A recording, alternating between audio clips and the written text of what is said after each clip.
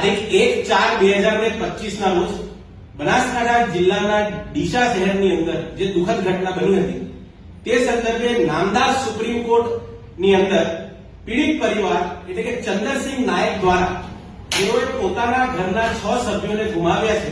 તેમના દ્વારા આર્ટિકલ 32 હેઠળ એક પિટિશન ફાઇલ કરવામાં આવી હતી. આજરોજ નામદાર સર્વોચ્ચ અદાલતની અંદર તેની સુનાવણી હતી, જે સંદર્ભે કોર્ટની અંદર એવી રજૂઆત હતી કે આ જે સંપૂર્ણ દુર્ઘટના બની છે તે સંદર્ભે પીડિતોને માત્ર 2 લાખ, 4 લાખ અને 2 લાખ મધ્યપ્રદેશ સરકાર દ્વારા એટલે કે કુલ 8 લાખ રૂપિયા જ આપવામાં આવ્યા છે, જેને વધારીને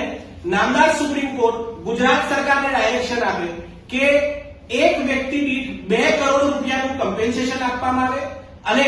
જે લોકોને ઈજા આમાં થઈ છે તેને 50 લાખ રૂપિયા પ્રતિ એક વ્યક્તિને આપવામાં આવે. તદુપરાંત આ ભૂતકાળની અંદર પણ ગુજરાત રાજ્યમાં ઘણી બધી ઘટનાઓ બની છે જે સંદર્ભે ક્યારે પણ સરકારી અધિકારીઓને ગુનેગાર ઠેરવવામાં આવ્યા નથી. આર્ટિકલ 32 હેઠળ જે સુપ્રીમ કોર્ટની અંદર પિટિશન ફાઇલ કરવામાં આવી છે તેમાં સ્પેસિફિક એક માંગ છે કે આ સંપૂર્ણ એફઆઈઆર નું જે ઇન્વેસ્ટિગેશન છે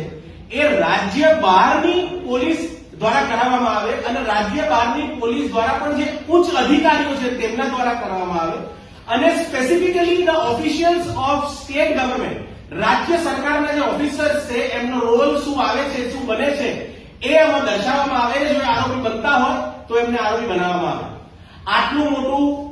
ફાયર ક્રેકર્સનું ગોડાઉન જે શહેરમાં ચાલતું હોય એ ખૂબ જ ન પછી એવી વાત છે કે ત્યાંના અધિકારીને લોકલ એડમિનિસ્ટ્રેશનોને ખબર ના હોય અને ક્યાંક એમની રહેમ રાહ હેઠળ આ વસ્તુ ચાલતી હોય તેવું પ્રથમ દ્રષ્ટિએ રૂપે બહાર આવે છે. તેવી અમારી મૌખિક રજૂઆત પણ નામદાર સુપ્રીમ કોર્ટમાં હતી.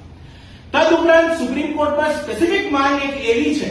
કે Gujarat prevention of fire safety norms અને એક્સપ્લોઝિવ એક્ટ જે છે સેન્ટ્રલ ગવર્નમેન્ટનો એના નોમેનક્લેચરને ફોલો કરતી એક ગાઈડલાઈન પસાર કરવામાં આવે જેથી ગુજરાત રાજ્યની અંદર ચાલતા તમામ આવા ઉદ્યોગો જે ફટાકડા અથવા એક્સપ્લોઝિવ સાથે સંકળાયેલા છે તેમના ઉપર નિગરાની રાખવામાં આવે અને એ ગાઈડલાઇન્સના ફ્રેમવર્ક હેઠળ કામ કરે તેવું નામદાર સુપ્રીમ કોર્ટમાં પીડિત પરિવાર તરફે રજૂઆત હતી. કમ્પેન્સેશન એટલે કે વળતરથી લઈને આ તમામ રજૂઆતો સાંભળીને નામદાર સુપ્રીમ કોર્ટે આ મેટરની અંદર રાજ્ય સરકારના ચીફ સેક્રેટરી સહિત બનાસકાંઠા કલેક્ટર સહિત ડીસા એસડીએમ ને નોટિસ ઇસ્યુ કરી છે અને આગળની જે હિયરિંગ છે એ 29/9 રાખવામાં આવી છે.